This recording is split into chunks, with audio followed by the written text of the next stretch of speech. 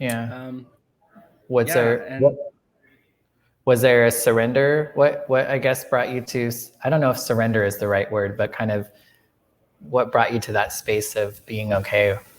Or I don't know, mm, like letting, I don't know, because I feel like I know that you're not maybe, like, I guess, when did you have to make a choice? Yes. I did ultimately make a choice, and it's interesting to ask if I had to. Mm. I think it did come down to, for me again, that acknowledgement that the way of doing life was killing something in me, that was killing something in me that needed to thrive. And I didn't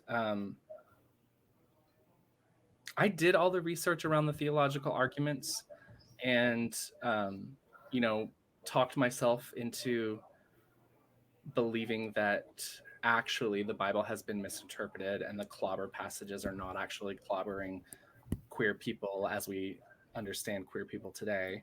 Right. um I did all that work, and at the same time, I think when I finally decided, I just didn't care anymore. I just had um, lost my lost a lot of respect over the years for both the institution of church, and even lost respect for the Bible, and at the bare minimum, at least how it had been used.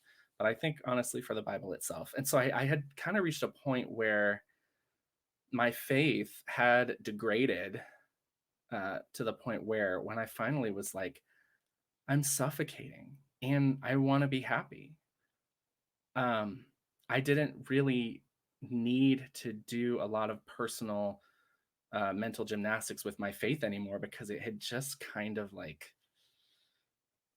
I don't want to say completely died or shriveled up, but it was so damaged that I.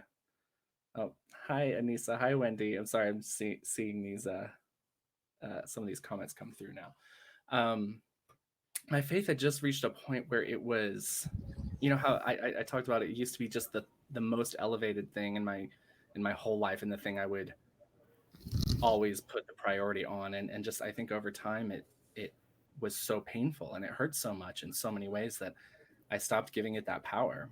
And Mm. by the time I decided, I was 28 when I had my first boyfriend, um and at that point I didn't feel like I was betraying God in any way, and I didn't feel like I was sinning or any of that. All of that guilt stuff, I think, had just turned. I had so much anger around it. To be honest, I Mm. was just so angry at all the hurt for so long that I was happy to just kind of give a big middle finger to all of it and say, nope, I'm turning around and I'm just going to live the life that I want to live now, instead of the one Mm. that I've been told to live for all my whole life.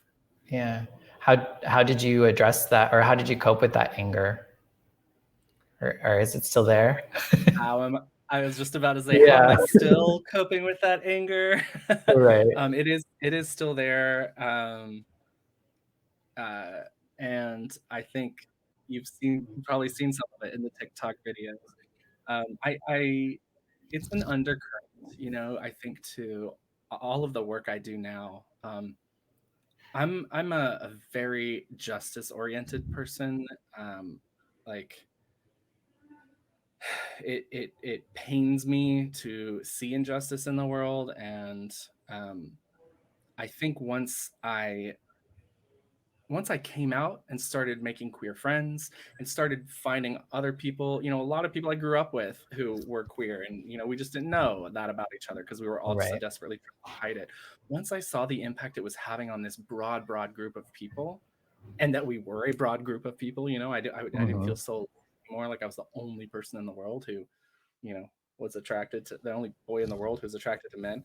um it just started to burn in me, just Mm. this like righteous anger Yeah. for how for all the pain that people have gone through, and all the people I met at those Exodus conferences, and the people in my group therapy sessions, and the Mm. tears we would shed in front of each other when we were trying to talk our way out of who we were.